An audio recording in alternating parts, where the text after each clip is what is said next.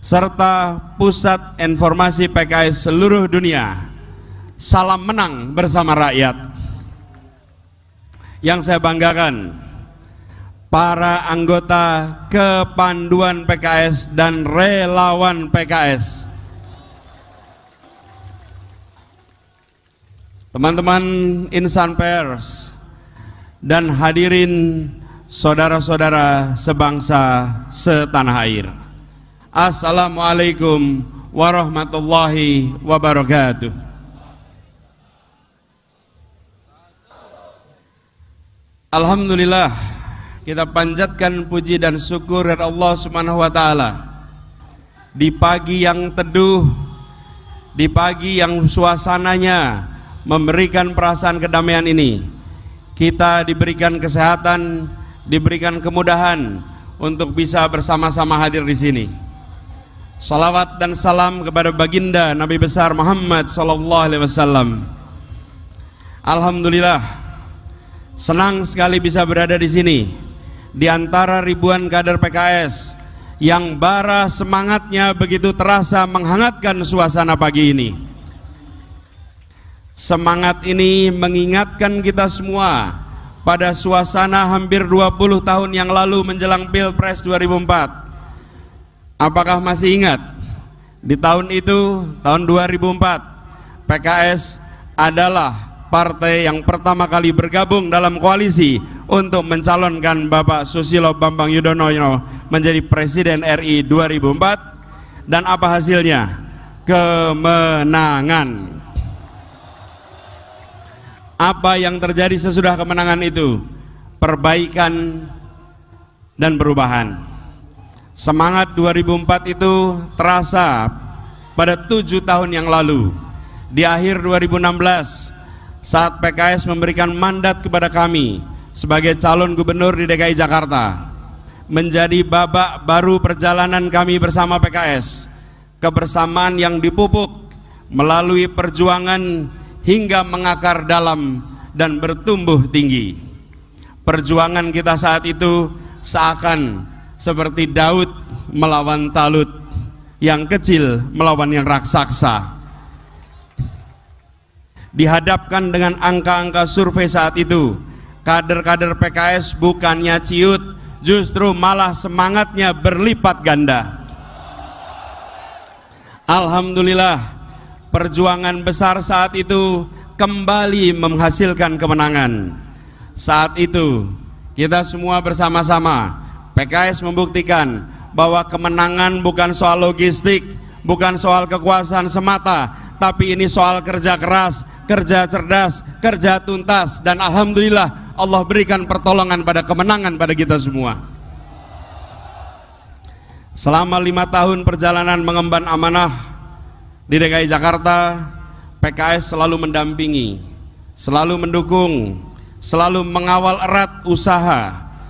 Dan alhamdulillah, keberhasilan kita semua bekerja telah membawa perubahan di Jakarta, memastikan Jakarta bangkit melewati masa pandemi, bangkit melewati berbagai krisis lain yang silih berganti, dan mendorong munculnya karya-karya dan kebijakan-kebijakan yang mendobrak dan menerobos kejumudan.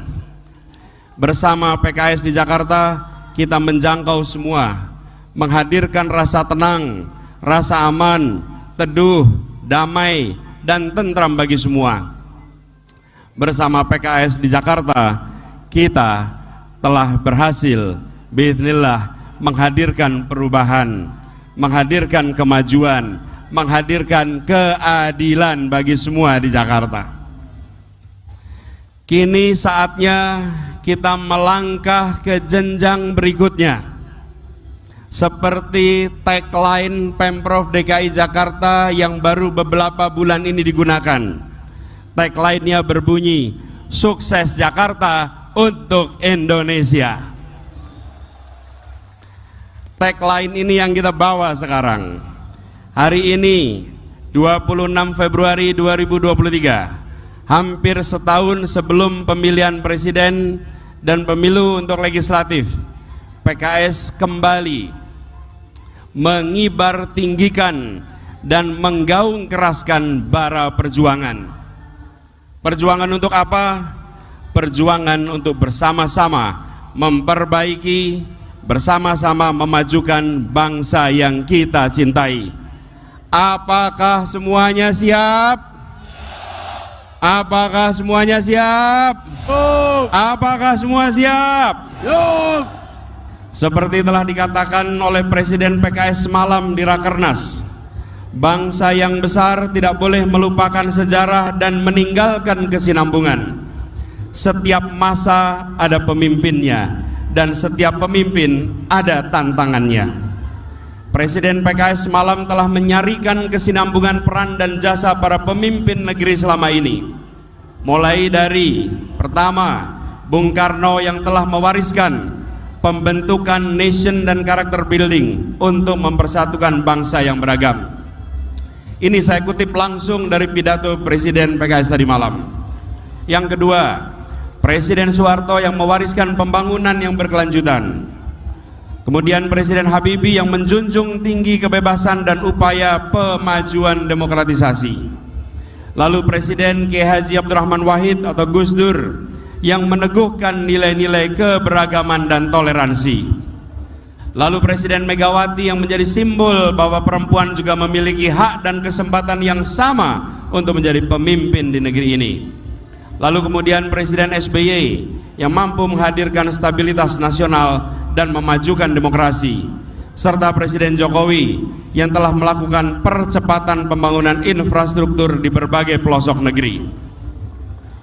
Ke depan, tugas dan tantangan kita untuk melengkapi, meluruskan dan memperkuat pembangunan bangsa, terutama di bidang pertumbuhan ekonomi kerakyatan, supremasi hukum, penguatan demokrasi, pemerataan kesejahteraan, serta menghadirkan keadilan sosial.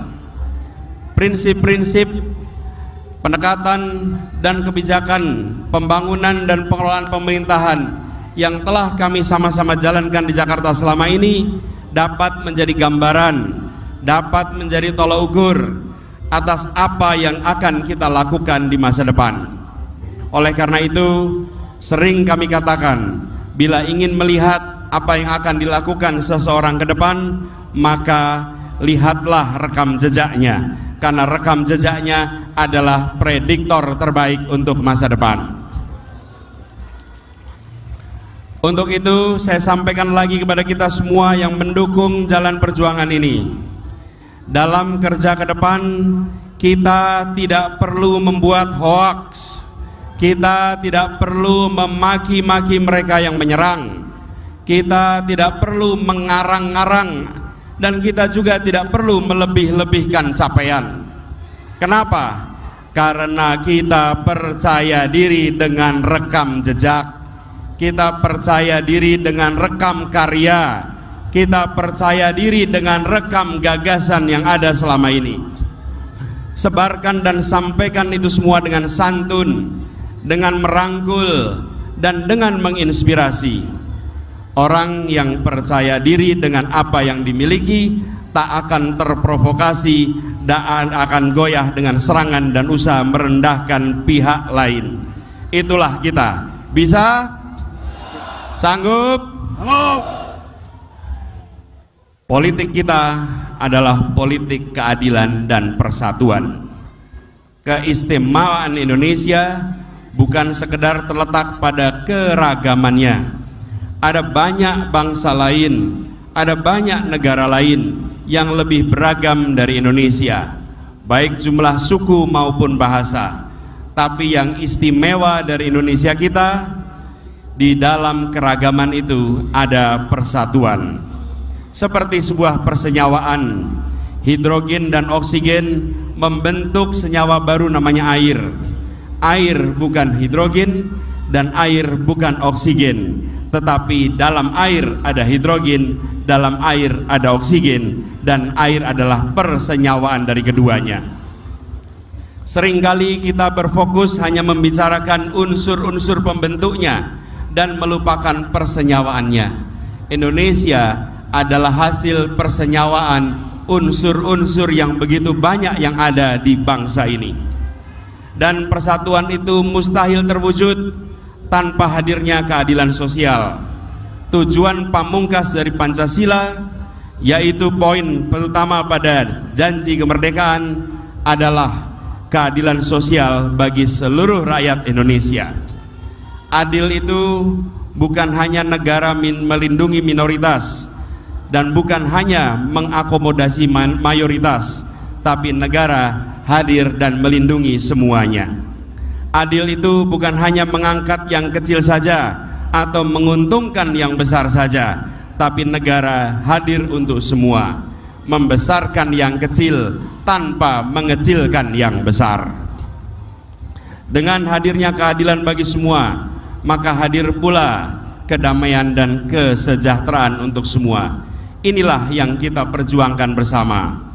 Setelah 5 tahun bersama dengan PKS di Jakarta, kini telah hadirkan semangat Jakarta maju bersama. Mari kita melangkah ke perjuangan berikutnya. Bila 5 tahun kemarin kita mengerjakan Jakarta maju bersama, maka insya Allah di hari-hari ke depan, di tahun-tahun ke depan, kita akan mengajukan Indonesia maju bersama. Maju negaranya, bahagia rakyatnya. Siap bekerja keras bersama? Siap bekerja tuntas? Siap bekerja ikhlas? Siap bekerja bersama? Siap menang bersama rakyat? Semoga Allah meridhoi ikhtiar kita. Semoga Allah memudahkan ikhtiar kita. Semoga Allah memantaskan kita semua untuk mengemban amanat perjuangan untuk Indonesia masa depan, untuk kemajuan, untuk kebahagiaan, dan untuk mendapatkan ridha dari Allah. Keadilan adalah mimpi setiap insan. Sejahtera adalah muara perjuangan.